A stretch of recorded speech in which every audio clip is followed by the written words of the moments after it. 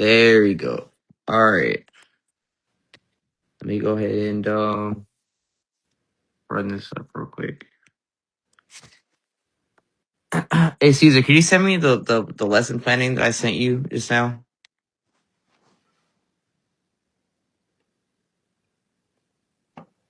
Onto the corporate phone? Yeah, just send it to the corporate phone. After they figured out how to score the property, they're deploying the phase where they have the acquisition pipeline where they're reaching out. Which is kind of perfect that you're on here now with us, Michael, because you can discuss your how you do your outreach, and you too, Caesar.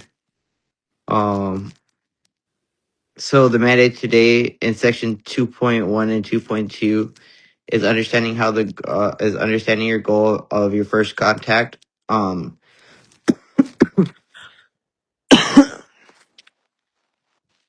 So when you're making your first contact, you want to act as a architect, not as a as a someone who is a wholesaler. Usually what I like to do is first I like to negotiate original price, then get him into the underwriting phase. Um, and as you're underwriting that LOI, kind of just point out. Then that's when you start pointing out the actual issues of the property, um, to where you could finally lower that price and get it under an actual LOI or PSA. Um, so it could be sold off. A lot of people struggle with the initial message. But that's why we have our AI programs to start off the greeting. Um, here, so let me go over this. So it's 2.1 price drop over your the current rent roll. So memorizing the data request checklist, you are hunting for three specific data sets: the current rent roll, the T12 operating statement, and the capital improvement logs. Um, in section 2.3, you have to learn how how the broker is providing or refusing documents instantly to dictate how underwriting posture and how everything can be deeply discounted. As I said, after you negotiate the price, you want to kind of discuss how you could discount it with the property issues. Did you guys want to add anything on, Caesar or Mikey? When first, oh wait, Mike, you're still on mute. So you want to just hit mute again and then hit it one more time. It just does that sometimes. Is that still on mute? And no, you're good. All right, cool. So when you first text them, though, you want to break the silence. You want to get comfortable with texting them. So first, you want the T12, you want the rent roll, you want everything. You just want to break the conversation off. And then once you get that and you understand what's wrong with the property with all the pictures, and that's when you can negotiate the price to get the price down.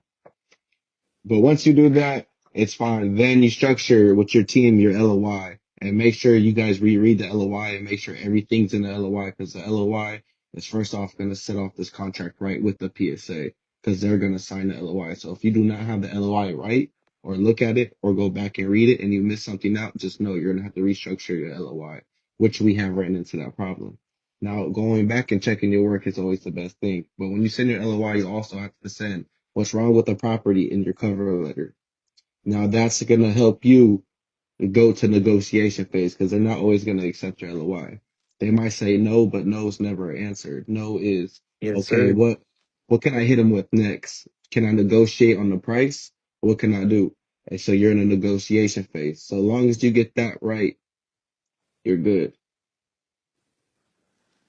Okay. Caesar, do you want to explain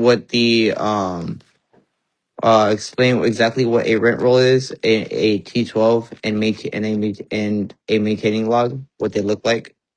So rent roll is pretty much just going to be an Excel sheet showing you how much each unit is making each month, And then a T12 just shows you how much it made for 12 months. It's kind of self-explanatory. And then it shows projections. Like you, oh man, like, Maybe you got it. and then what was the other one? It was maintenance log. Maintenance log, just how Yeah. much everything costs to maintain.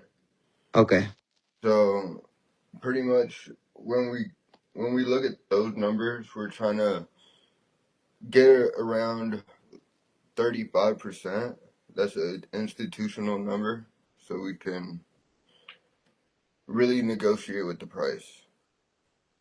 Yep.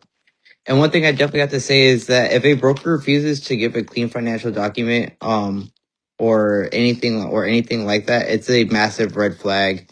A heavy it shows heavy asset neglect, meaning that the demand is much deeper. It has a much deeper entry discount to protect the corporate capital. It's definitely you definitely got to watch out for those things. Did I make any sense for that, Caesar? Yeah. Okay. Script delivery and screenshot audit with minutes. Okay.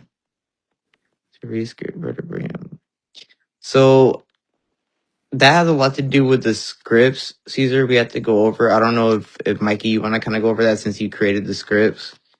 Just talking about the point out the high velocity operators who executed their 5 data requests perfectly, and live questions about handling broker pushback. Um, you like the scripts that we provide that Mikey had created are pretty good. Sometimes we do have to, like, have we had spoken in meetings, we do have to negotiate outside of the box or outside of the script. um Mikey and Caesar, do you guys want to kind of go over some barriers or pushback that are outside of script that a lot of that you might that you guys fall into, that you guys commonly fall into? You want to go first, Caesar, or you want me to go? The biggest pushback would be proof of funds. Yeah, I agree. And in those types of situations, or do you want to explain the answer to that one, or do you want me to explain it, Caesar? Well, there's different ways we're getting around that because we have investors lined up, so we have buy boxes. So we're not just asking for random properties. When we're going to these people, we're actually solving a solution. We have these proof of funds, so you guys don't have Yeah. to worry about that. And that's another thing too, is that a big thing when it comes to proof of funds is that we're only supposed to be showing the proof of funds of the buyer. So it's like we can't really show our proof of funds, or else that wouldn't make sense, because it would be what was the word for that again, Caesar? False advertisement. Exactly. So we're required, like, it's our fiduciary duty to make sure that we're showing proof of funds of the actual buyer. um And get and we have to get a well. That's for later purposes. Well, I feel yeah, like the script has a big part to play because when they say proof of funds, they really want to know if you're a real company or not, or if you're just bullshitting. They don't want to waste their time. So the most important thing is to make sure your script is nice, neat, and organized. You have punctuation, your grammar's correct. But also your yes, script doesn't want to be boring. You want to be exciting. You want to make sure you can get this deal executed. You can get this deal done, and you want to build a trust with the broker. yes, and you do That's the not want to main sound thing. robotic about it. Do not want to sound robotic at all. Nope, But now especially that's why the nowadays. scripts come so good. And when you're an AFOS student and you with AFOS, we will have these scripts ready for you. So all you would have to do is type in the situation you're in and we'll have a script ready. And that's why we're so helpful to you guys. Yep. Does anybody have any questions, Francis? 'Cause I see you're in the chat right now. Proof of funds, investor buyers, maintenance log, cost to maintain. Yep, that's exactly how it needs to be. All right. Is there anything that you guys want to add into this class? Because this one was pretty short. Because we're after this one, we're gonna start leading into our subscribe videos where we speak about underwriting. Because I'm pretty sure that's in module 3. Um, and that one is gonna have to be a paid subscription because obviously we talk about how to underwrite deals and you know take any deal to the finish line. This is so do you guys want to add anything before we we drop our last video to the general public? Michael, Caesar? My biggest thing is train your AI. Okay, yeah, I agree. Definitely train your AI. Programs is going to be everything because if you can't accomplish it, your AI can. Well, that's another thing though, your mentality. You have to be able to accept no. You have to be able to put the work in. You got to understand just because you hit one property up or you hit a couple up, it doesn't mean they're going to respond. When I first started, I was hitting up 8 a day and I was lucky to get a response. So you have to do your work and your due diligence to get where you want to get at. It's stepping stones, but once you start doing it more and more often, you're going to be more confident of sending out those messages and knowing what templates to use and which AI to use. Yep, I definitely agree with that one. All right, well, we're gonna end this one off early, and then we're gonna go to our regular meetings.